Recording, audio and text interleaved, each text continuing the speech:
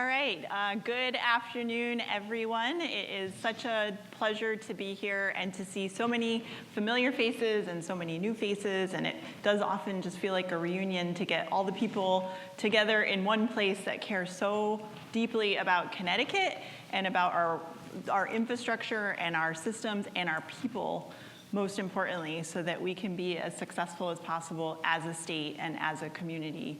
I am just very thrilled to feel the warmth in the room and to know that there's such enthusiasm about hearing the stories. We've already heard a number of stories today from different vantage points in our system and what their experiences have been like trying to address our workforce challenges and opportunities.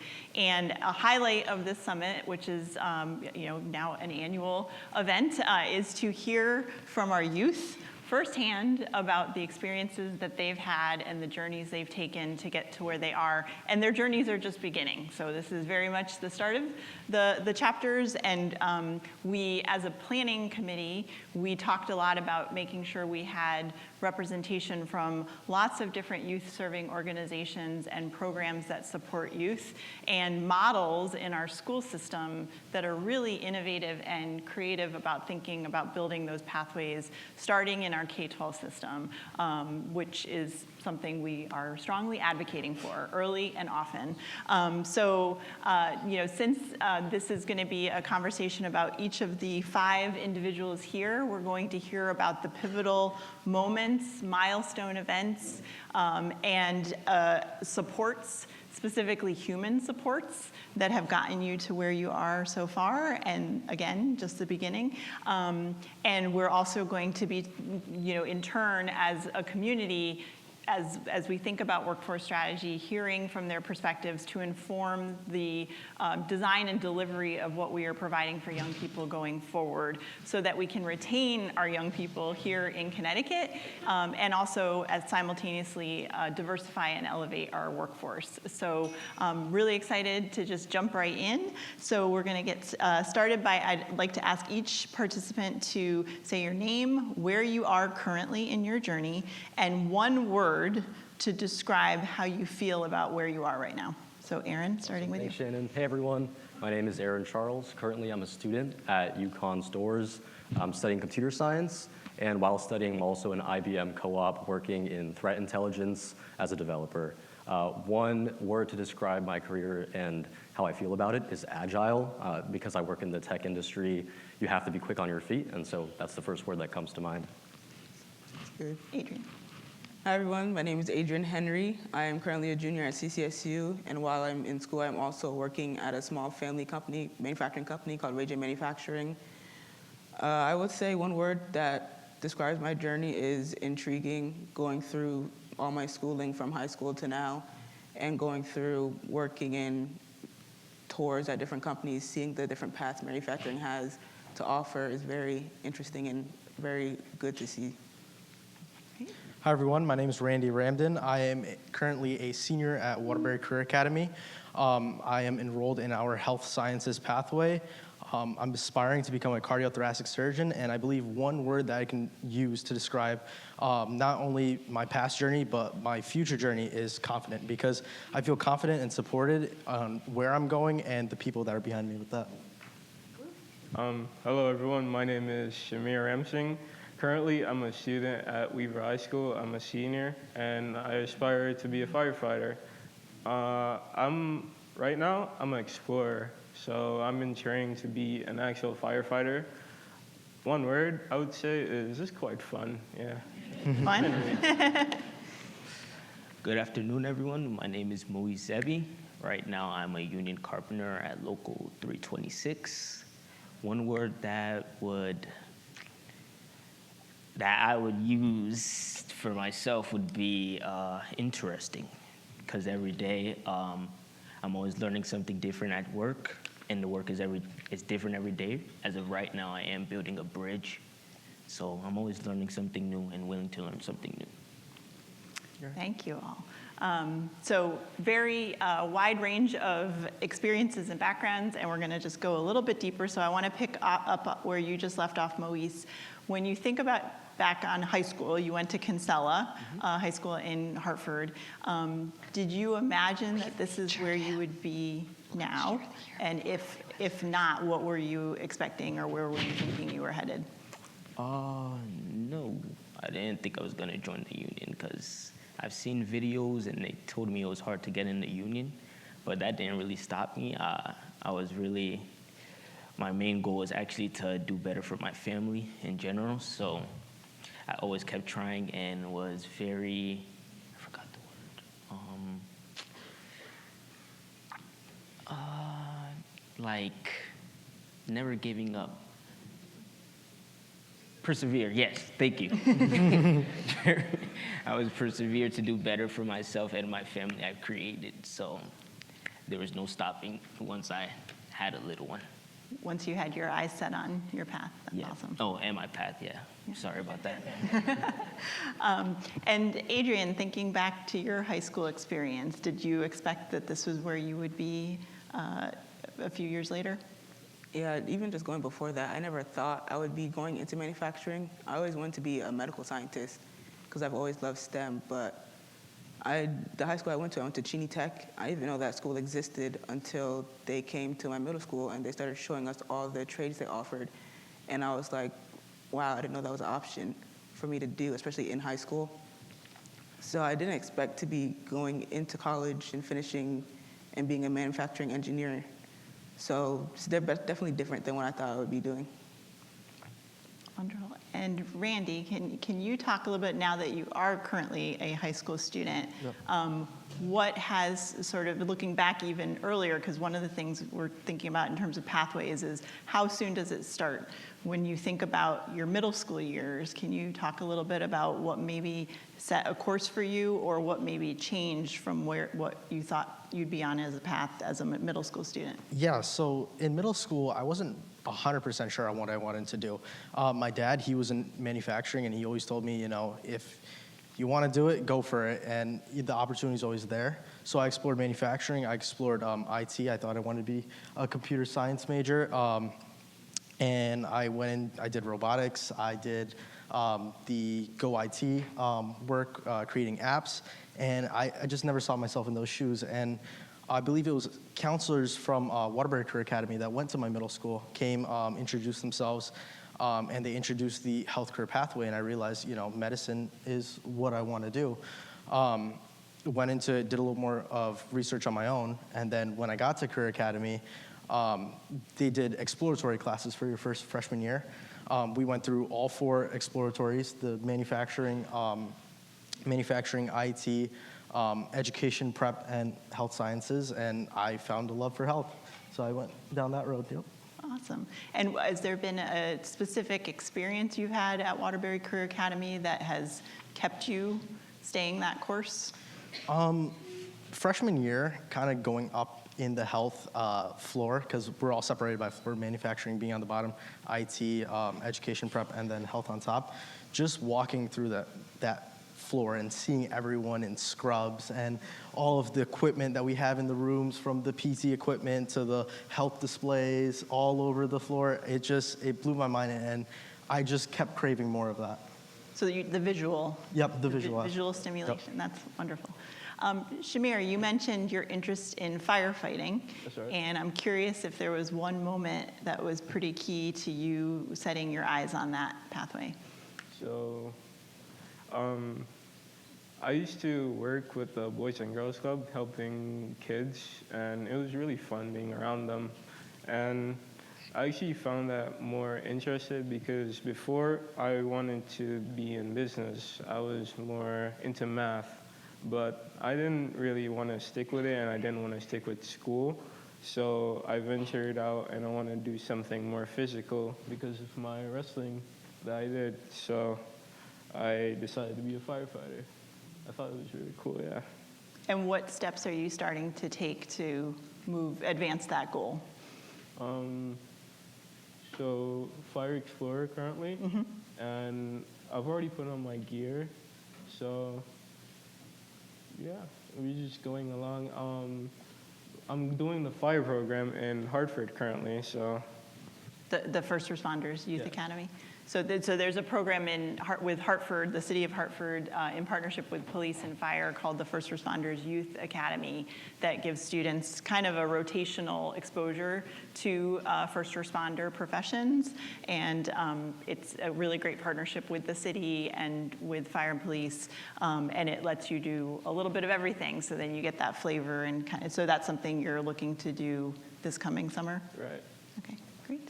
Is there any preparation that you are thinking of in terms of academic or certificate preparation to get you set up for success with the summer experience? So based on school, I'm doing okay in school. I have no issues with school.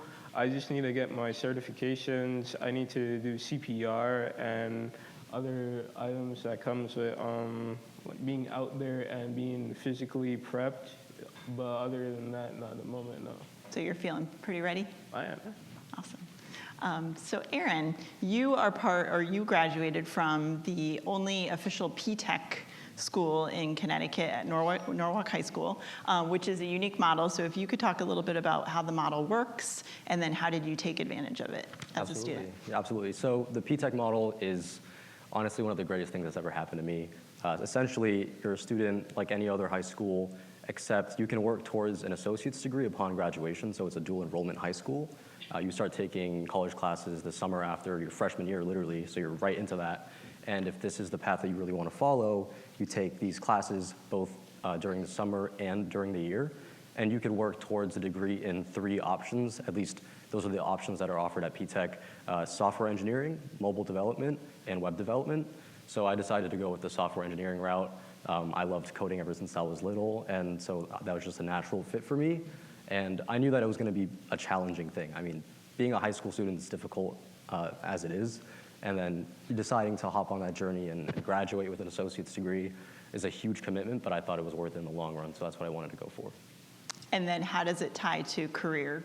Yeah, absolutely. So good that you mentioned that. The big part of P-Tech, aside from the college aspect, is a partnership with IBM. So upon the summer of your junior year, every student is given the opportunity to have a summer internship at IBM. I would say essentially guaranteed. You just have to hope that your interview goes well, and then have the checks on the check boxes, and you're pretty much guaranteed a summer internship. And after that, if you do well, you might get a second internship, and then ultimately the university co-op, which is what I'm doing right now. And so as far as what that played a role for me in my career, I met some amazing developers during my summer internship. I learned a lot from them. They really set that fire in me, and I knew that this is what I wanted to do. So that's what IBM did for me as a company. Oh, awesome. And when you think about the 2 skills you kind of honed as a high school student through this unique structure, Right. Can you name 2 that were particularly helpful in setting you on your way and in the work that you're currently doing now with IBM? Definitely, yeah. I refer to them as my peanut butter and jelly. There's self-advocacy and there's networking. I think as a young person in the career, you need to be able to speak for yourself.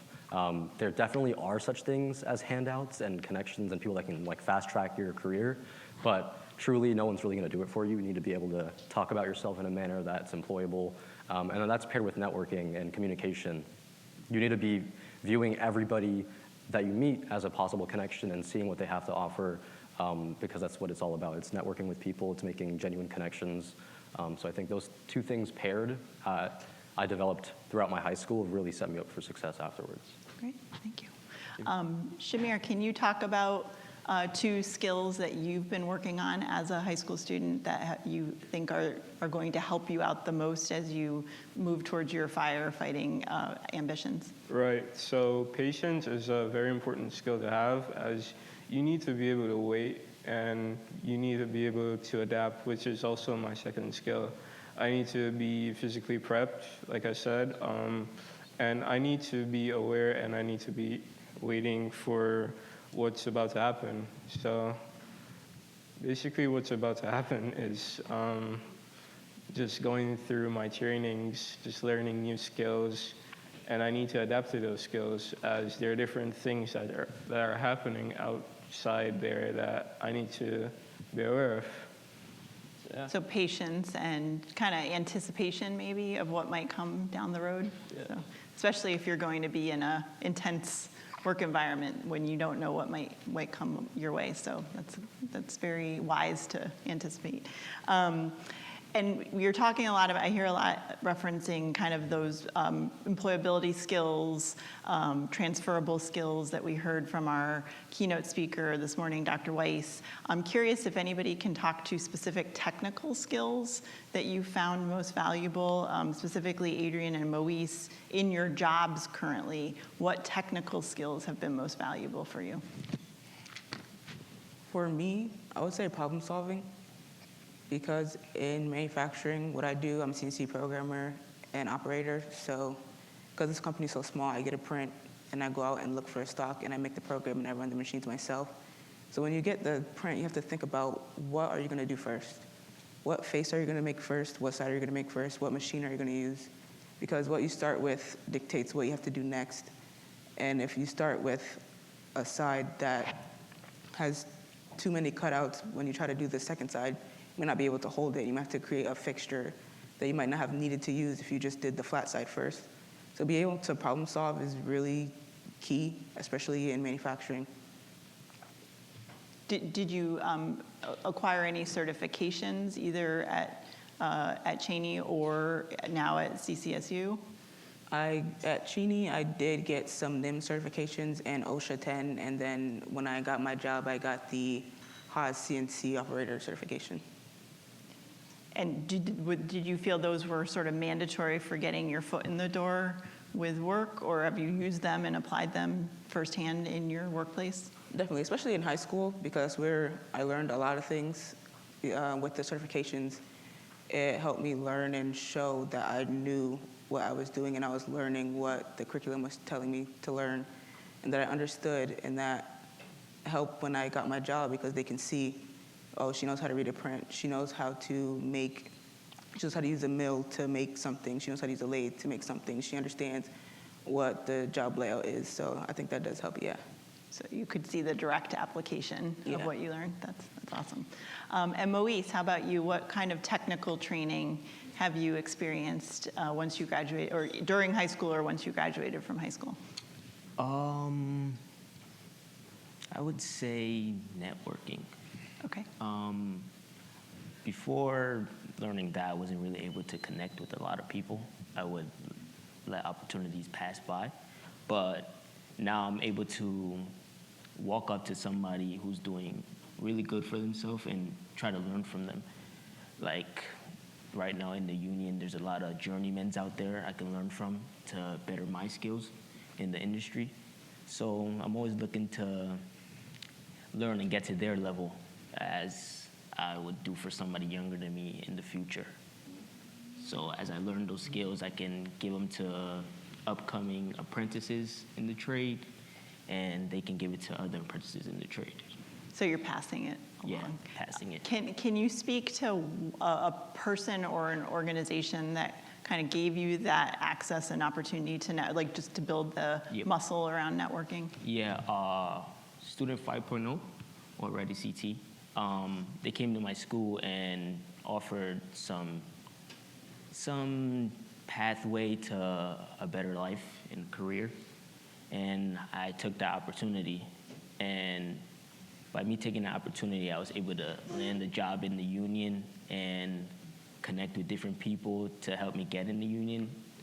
So it was good that I took those chances. So it's good that you take chances in life. Because where were you at when it was at the end of your senior year when we first met? I was really confused in life. I didn't know what I wanted to do in life, to be honest. I was either gonna go work with my mom at like Amazon, fold some boxes and stuff, but I didn't want to do that. I didn't want to feel like a robot. So I like the physical aspect of work, so I looked into carpentry since I've done it for like 10 years. So I just made it a career. It was hard to make it a career, but I never gave up and stuck to it. But now I want to make more money, so I'm looking to join the electricians or the elevator union. And what you mentioned, it was hard breaking into it, and you talked a little bit about, I think there's sort of an intimidation factor relative to the union, just kind of getting that first chance. Can you talk a little bit about what was hard and how you overcame it? There's a lot of things you have to do before you can really sign up for the union. So you gotta be able to pass a drug test. You have to get your OSHA cards. And then after that, you have to get your OSHA 30 once you become a journeyman, which is even harder than the OSHA 10. So you have to really study. For a lot of stuff, you have tests before you can even get in the union, like an aptitude test. So it's like your learning level in the union. So I was able to get to like a second year from just because of my background and stuff I've learned in the past. So it was good that I learned those things from my teacher. And you've also had a lot of things. So for those who were at the Workforce Summit last year, there was a video that kind of talked about Moise's experience up to that point, and then we thought it would be cool to see a year later, where is he now? So can you talk a little bit about what's changed even in just this past year relative to your career? A lot has changed, way too much. Where do I start? Okay. When I got in the union, I started with a company. We did caulk work, which is like, we're like the firefighters before the fire. So we just fireproofed everything. And it was good, but then I wanted to learn more stuff, so I got laid off after 9 months in that company. And then I came to ONG, doing concrete work, building platforms, bridges, repairing roads. And it is going to be a long journey in that too. Apparently it's going to be probably 5 years of work, so I'm looking forward to that and learning more from that. And on a personal note, any big news? Oh yeah, I got engaged.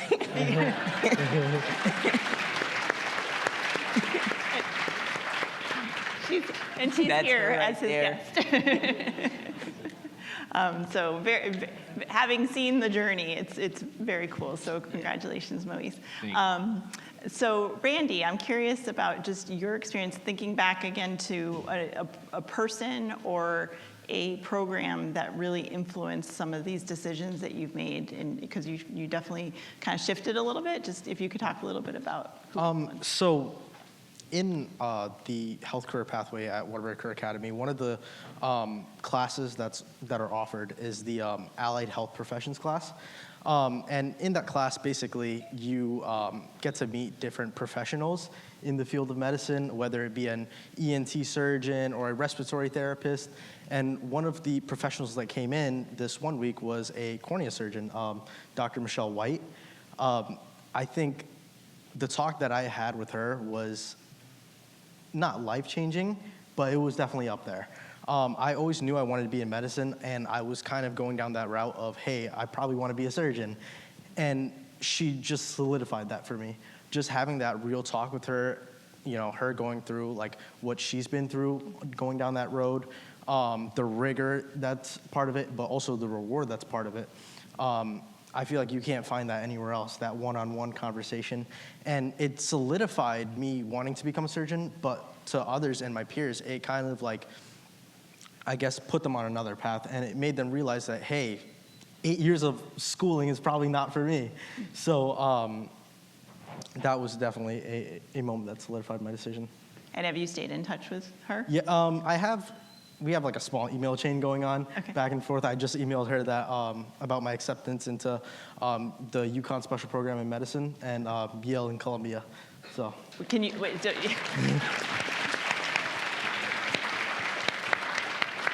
You brushed over that very quickly. So can you talk a little bit about what your options are for the year ahead as a graduating class of 2025 senior? What are the options on the table, and where is your thinking headed? Yeah, so going from high school to college, I'm in that phase right now. And I thought it would be a lot more stressful, but there's so much support from my counselors, my teachers, and the administration at Kerr. I just found the process like flawless. And right now I'm looking into well, I got accepted into not Yale Medical School. Yale, too late. Later down the road. Yale, and I was also accepted into Columbia, and I sat down for a 5.5-hour interview to get into the UConn Special Program in Medicine, which is a 8-year program, 4-year undergrad, 4-year of graduate school.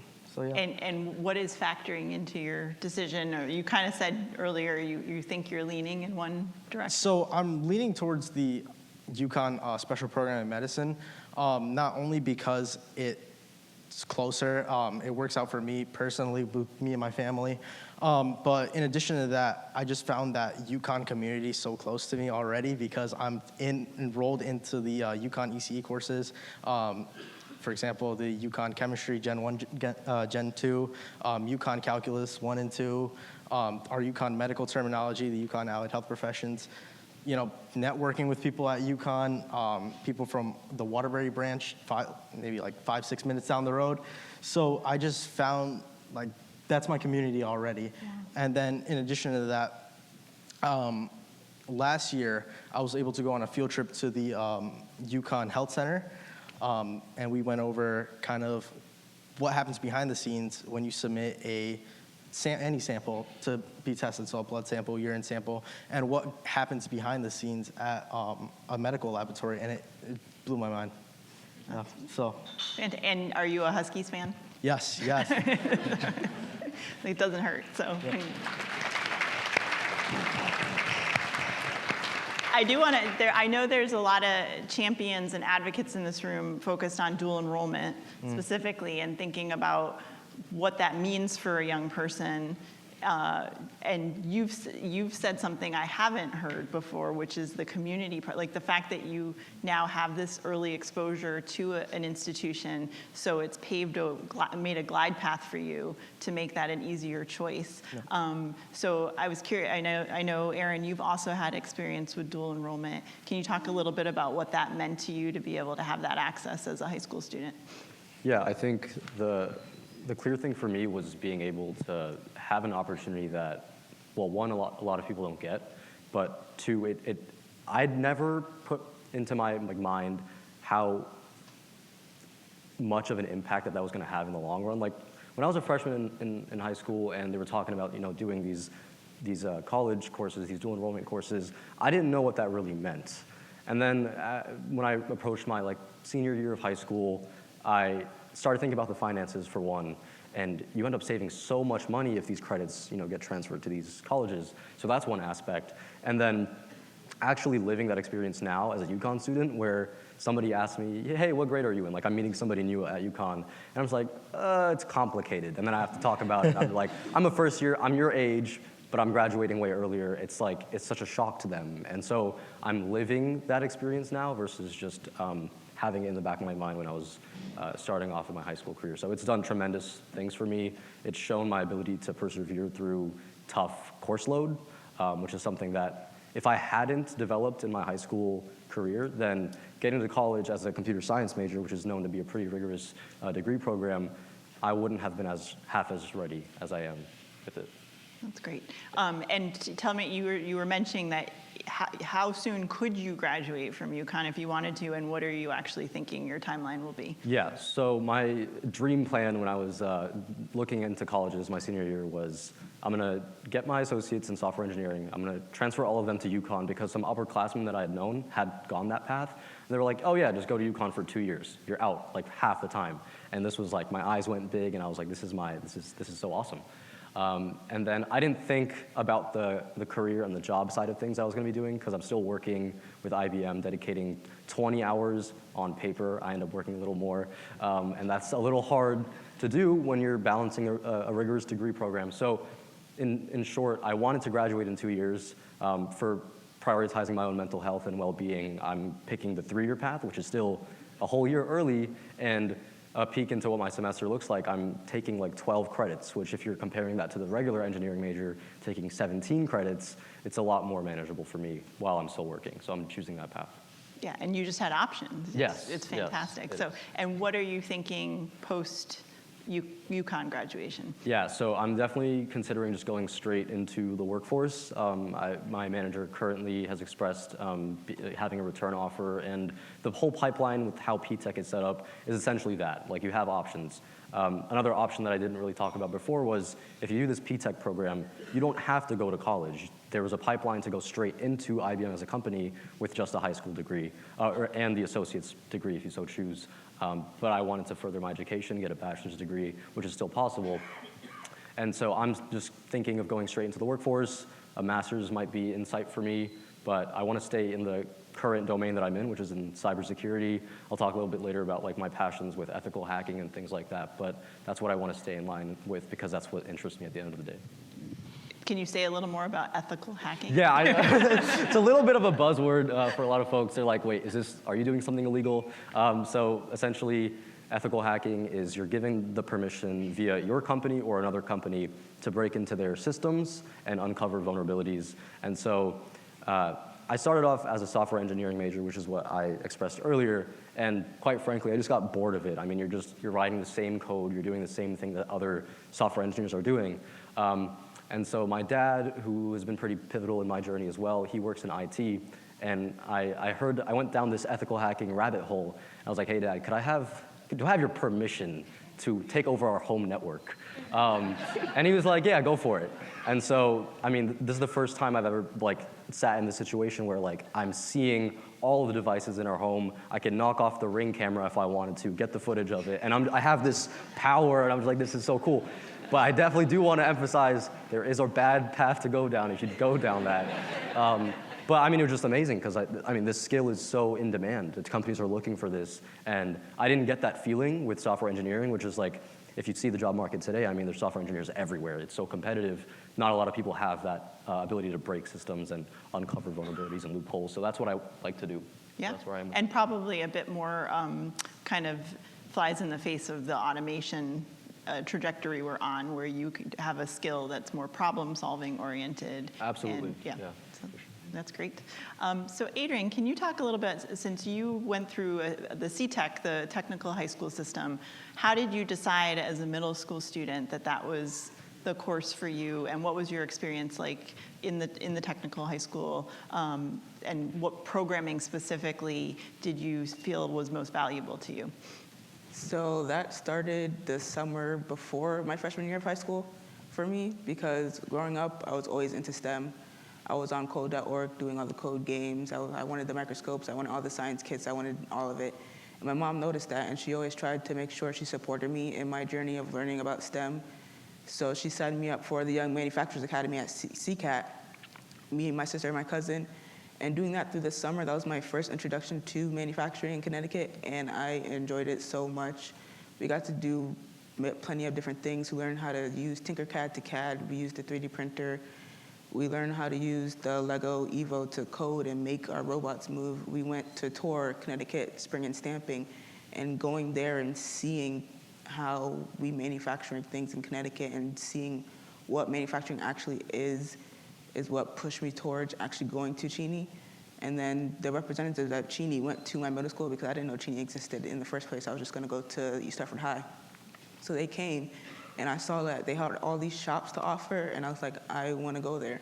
I originally went there for welding because I believe at the time Cheney was the only school that offered welding, and I could only go to Prince or Cheney.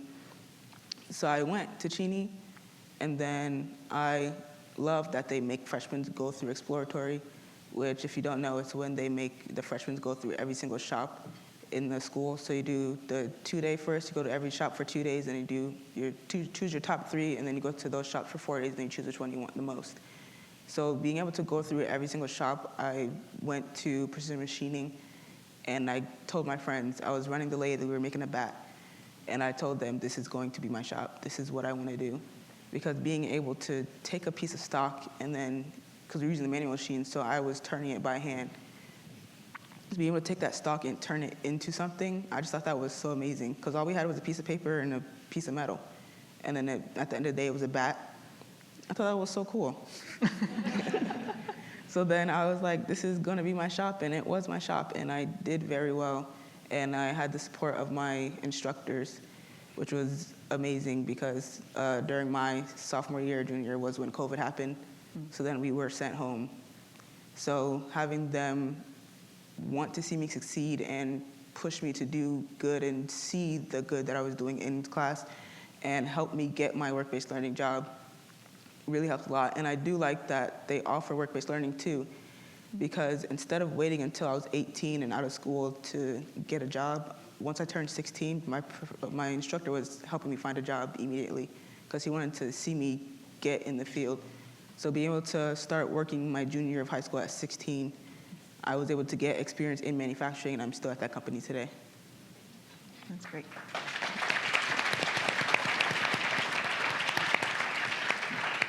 And can you talk a little bit more about what your thinking is for next steps as you're continuing at Central? Like, where do you think, how much longer do you have till you graduate, and what comes next for you?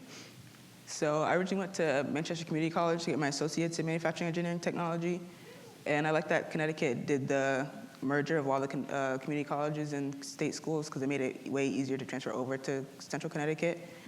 So I should be done, hopefully, 3 semesters left only. And for this summer, I am planning on doing an internship so I can get some more experience at a bigger company and doing some more things towards engineering.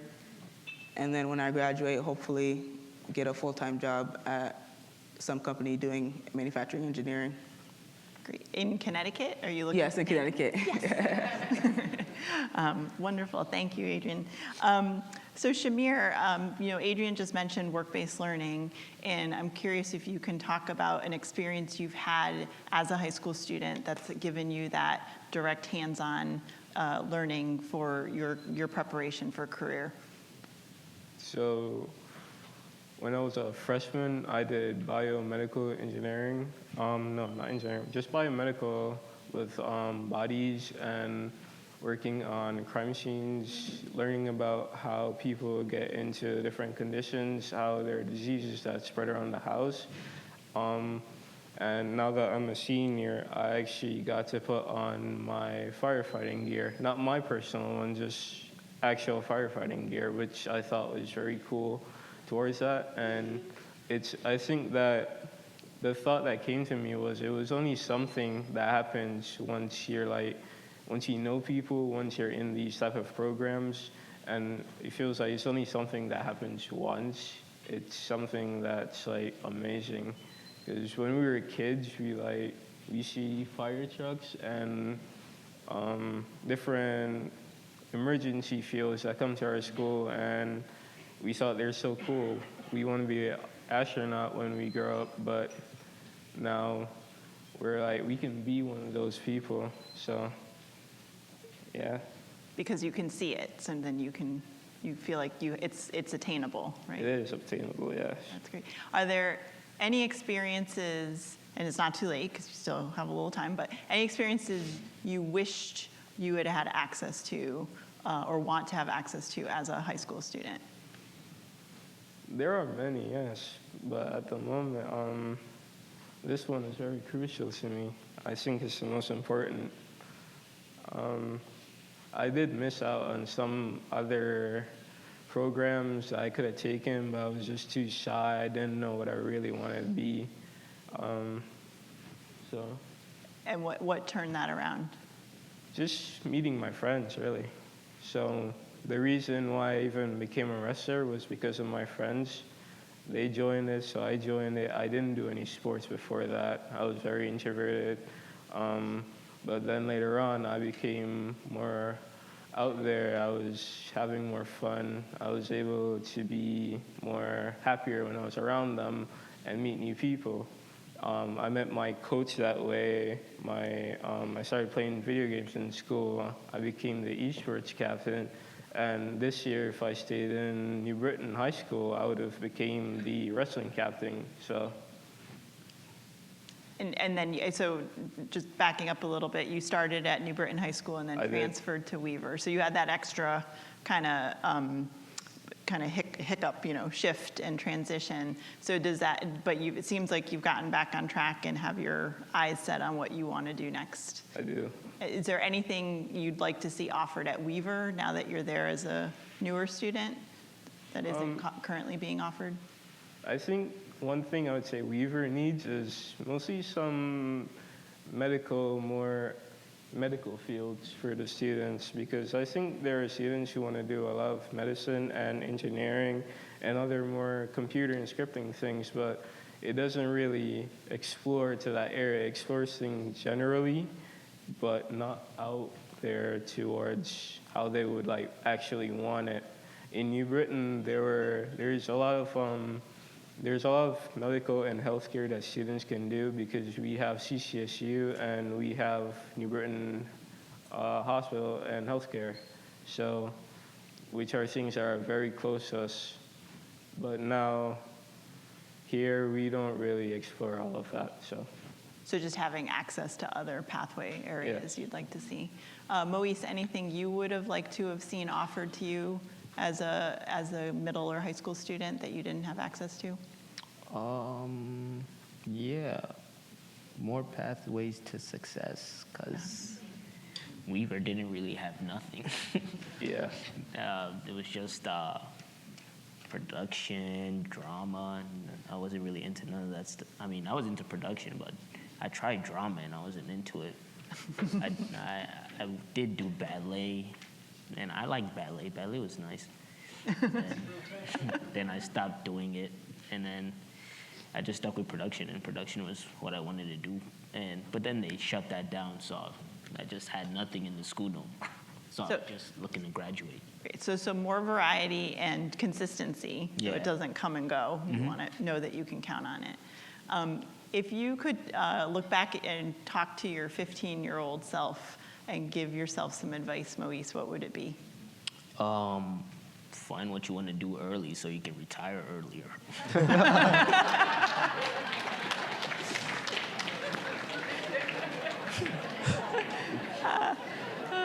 I think we might all share that sentiment.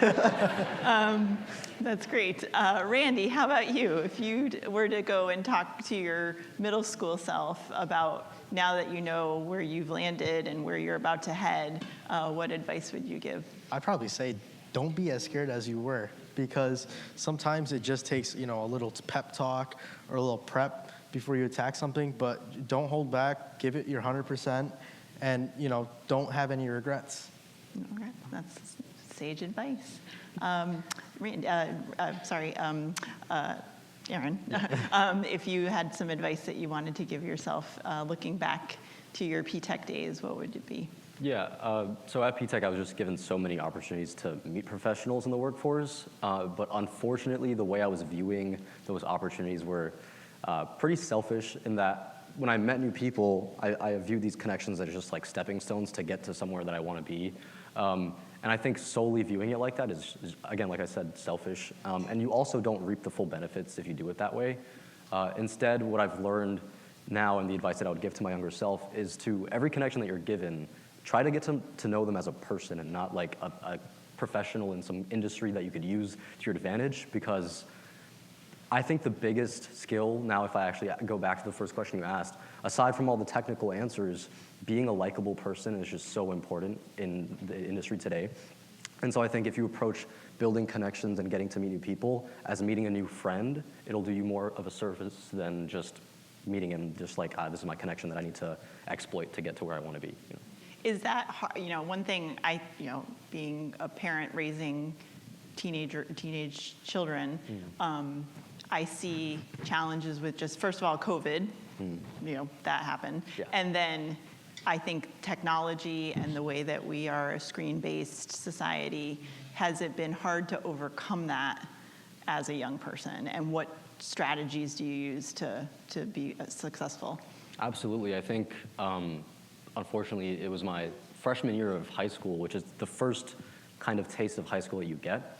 And that was taken away from me because of COVID. So everyone that I was seeing was just an icon on some meeting for class. And although the teachers were like, yeah, turn your cameras on, nobody listened. We all had pajamas on, like, let's be honest.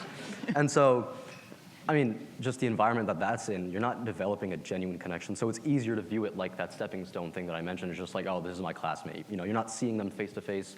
And what I did to combat that, because the shift from virtual school to in person was super awkward. It's almost like people forgot how to talk. It was so awkward.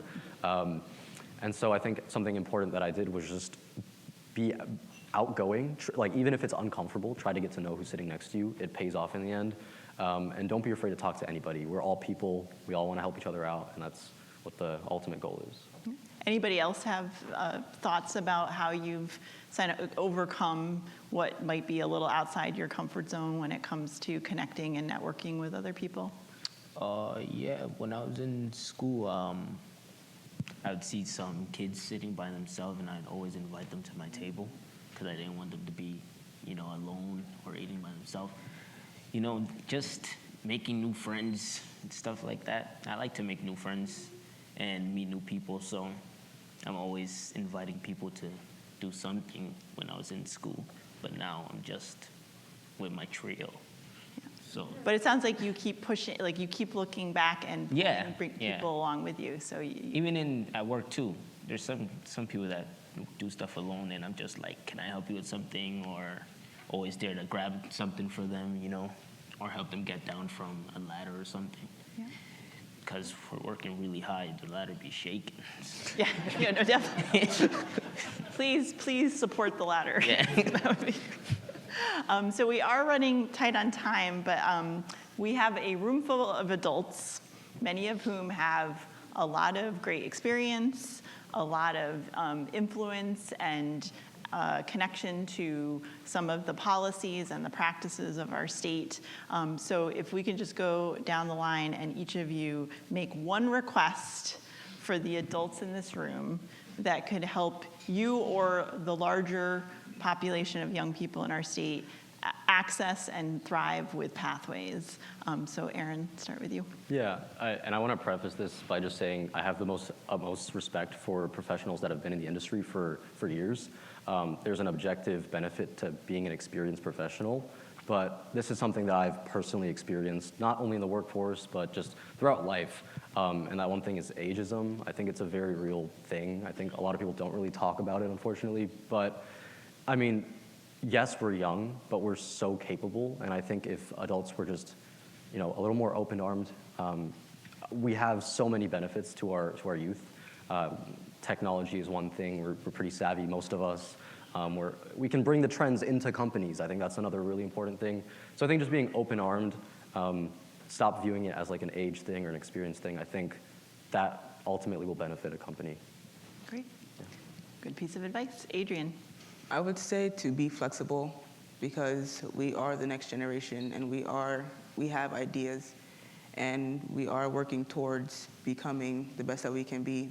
But we do need the flexibility, especially us students who are trying to go to school and work.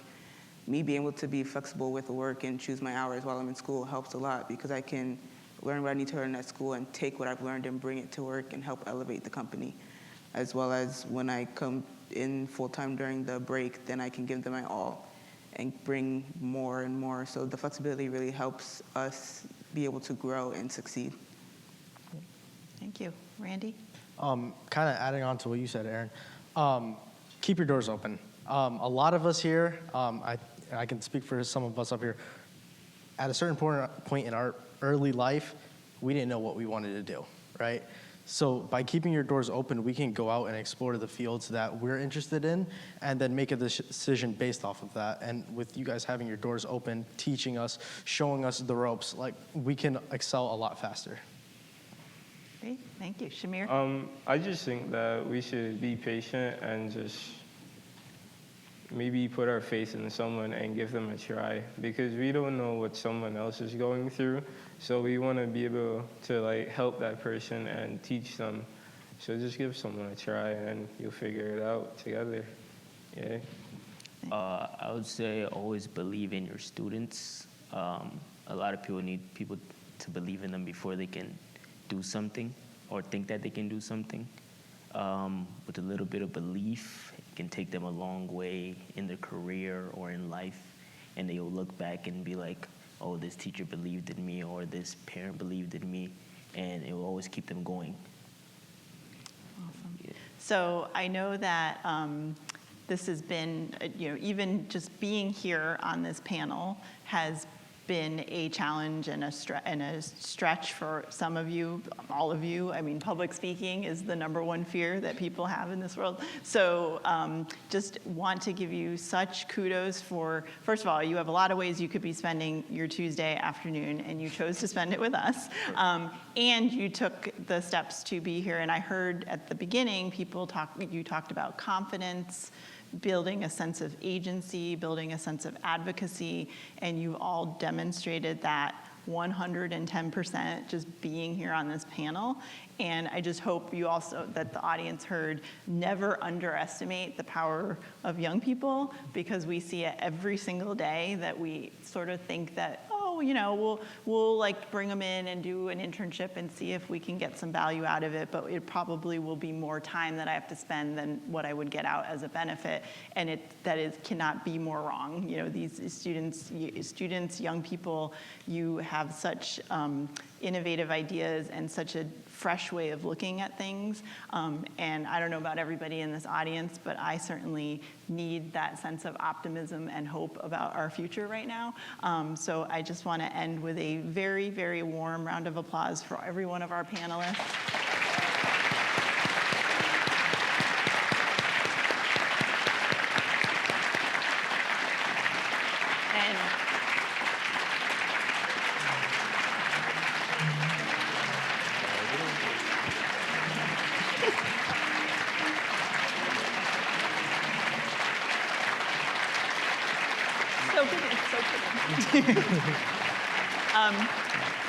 And please find them.